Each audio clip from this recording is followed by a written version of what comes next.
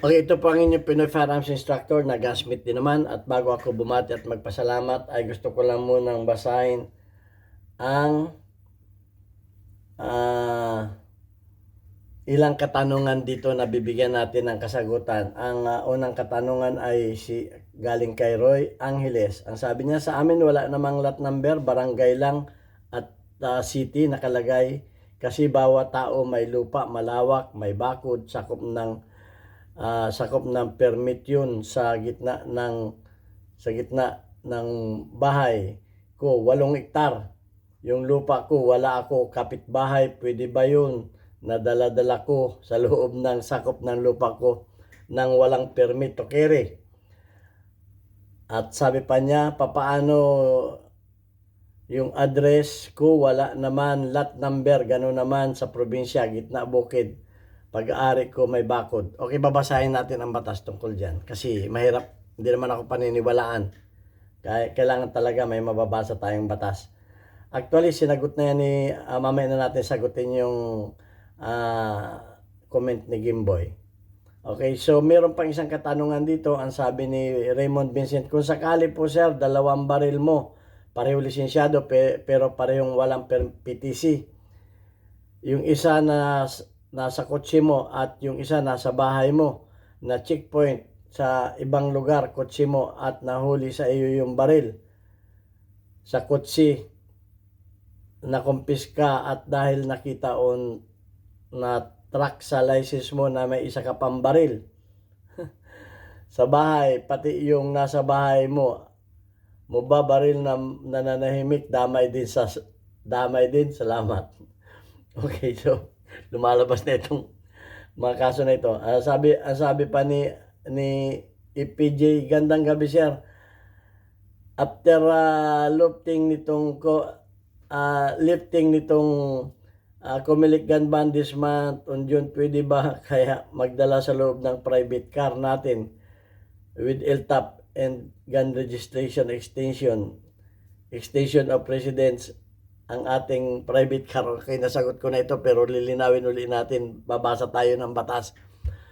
Okay, yan, at bago natin yan nasagutin ay gusto ko lang pasalamatan ang ating mga subscribers na nagsishare ng ating mga videos at nagbibigay ng mga gandang komento at sa inyong mga katanungan. Nakakaroon tayo ng content. Okay, at gusto ko rin pasalamatan yung mga hindi nag-skip ng ads sapagkat ang ating YouTube channel ay tinutulong natin do sa ating mga beneficiaries na anak ng mga single parent. Tinutulong yan sa pambaon nila. At maraming salamat do sa mga nagpadala dito sa ating GCash number.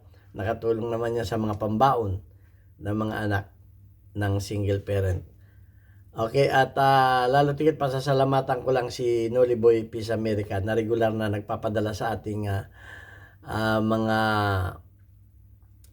premier videos. Malaking tulong yung pinadadala mo at ngayon ay ibibili naman natin ng mga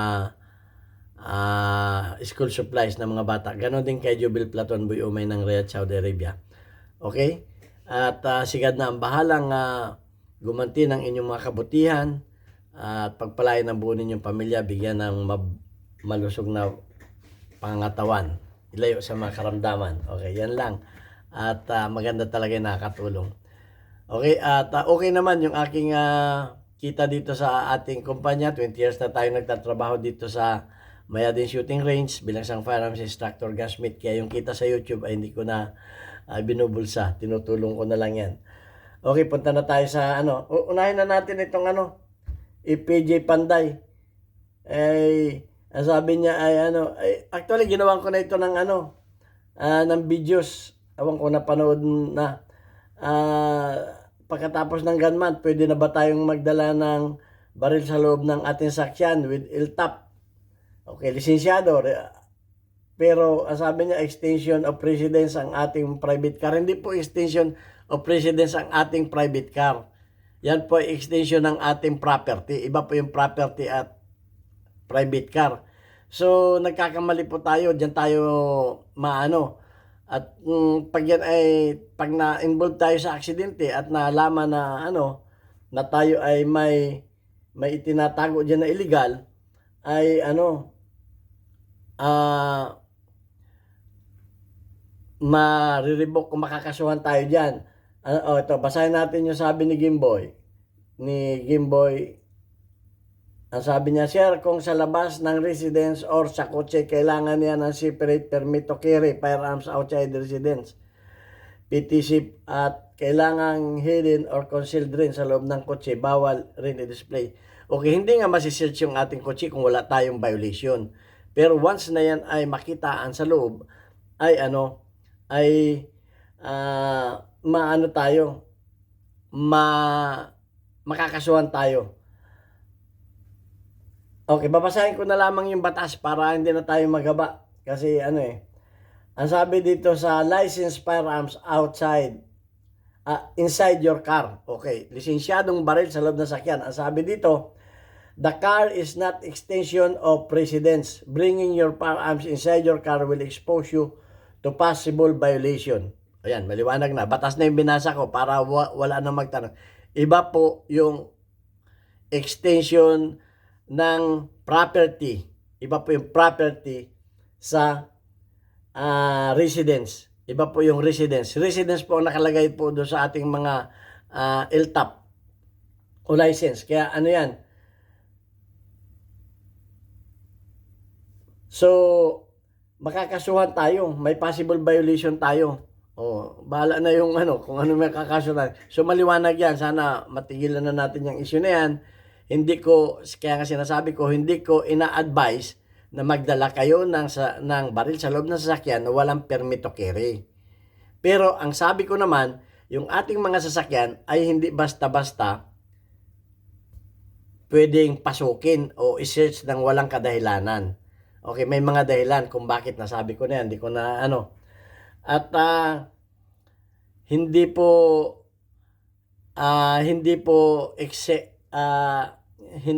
ko po pinapayo na magdala kayo ng sasakyan dyan. Ang sinasabi ko, kung kayo ay may mga dalang baril, may permit to carry man yan, ay inyong itago, hindi nakikita ng mata.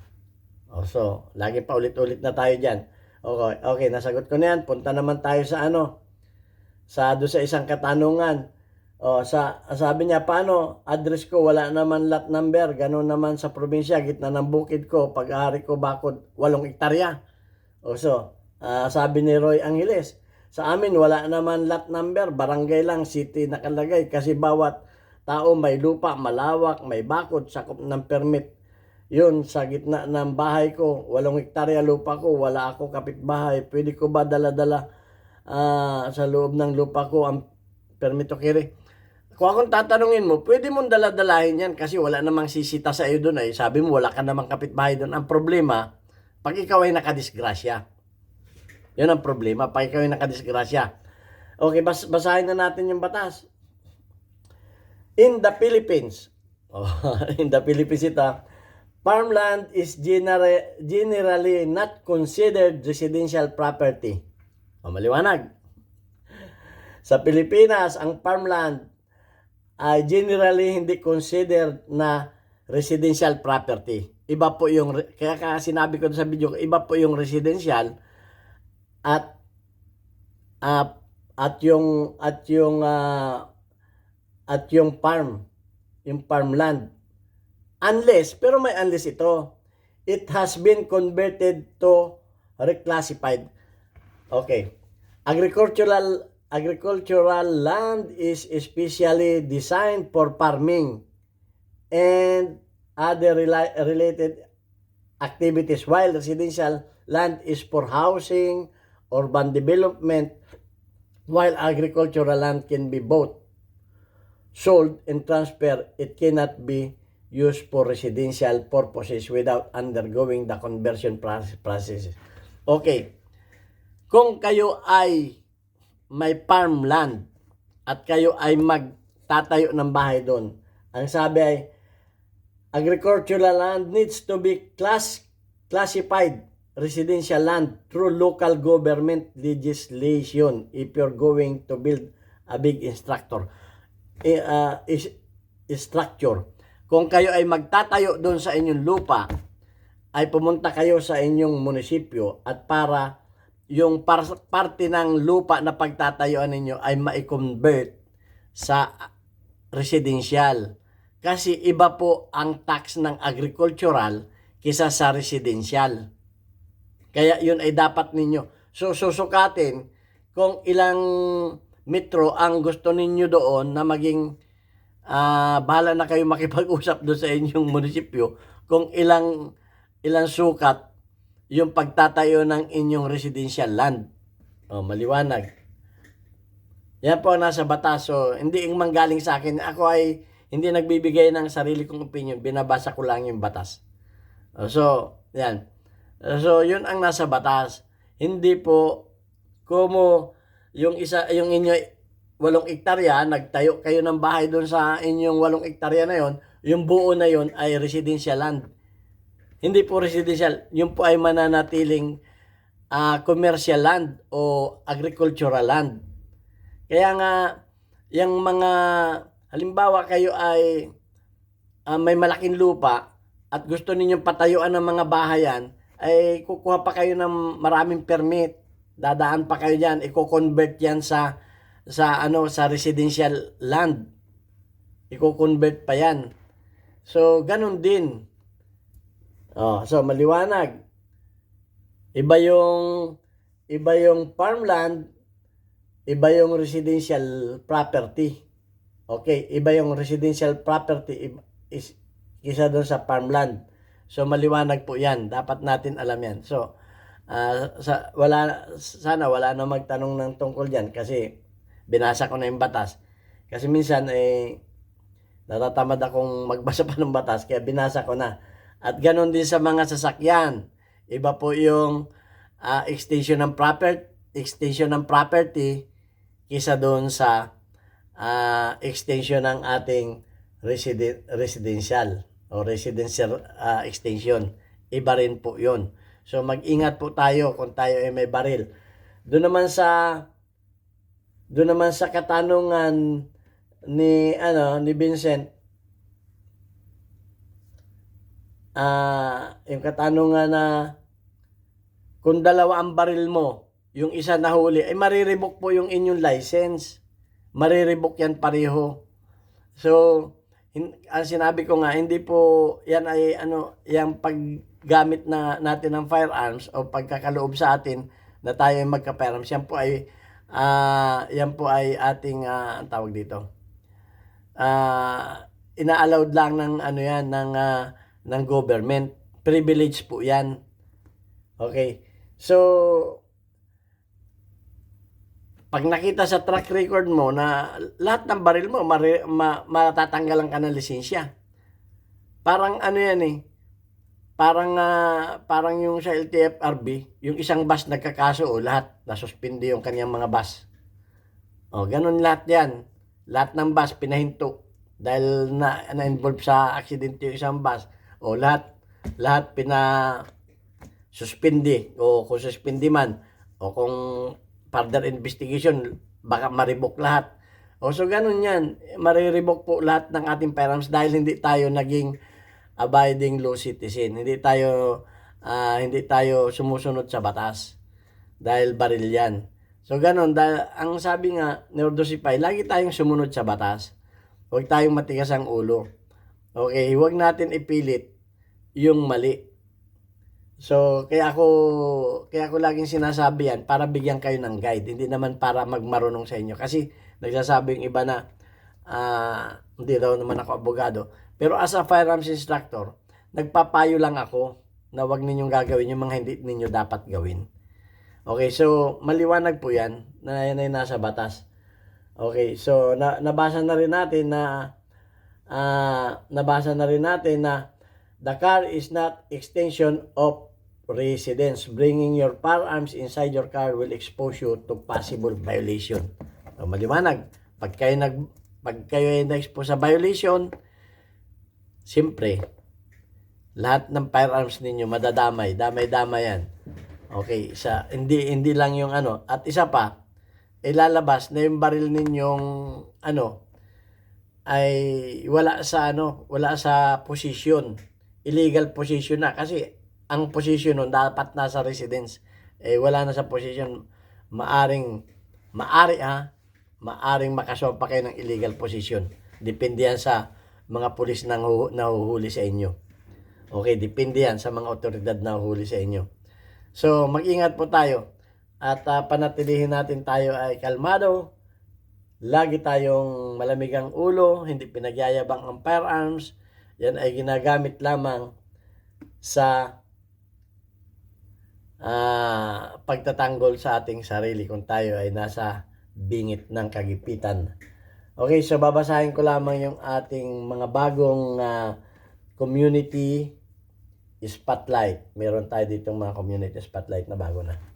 Okay, si Unico Iho, may 100 plus ang extension. Shout out sa iyo, Unico Iho. 100 plus ang iyong tawag dito, ang iyong engagement. Okay, si Dan Gilbert may 11, si Alfredo Isidro 100 plus. Yan lagi ang magandang comment ni Alfredo Isidro. Si Black Dog ay 4 at si Belso 3 ay 36. Okay, shout out sa iyo, Unico Iho. Shout out sa iyo, Dan Gilbert. Shout out sa iyo, Alfredo Isidro or Dosipay. Shout out sa iyo, Black Dog. Europe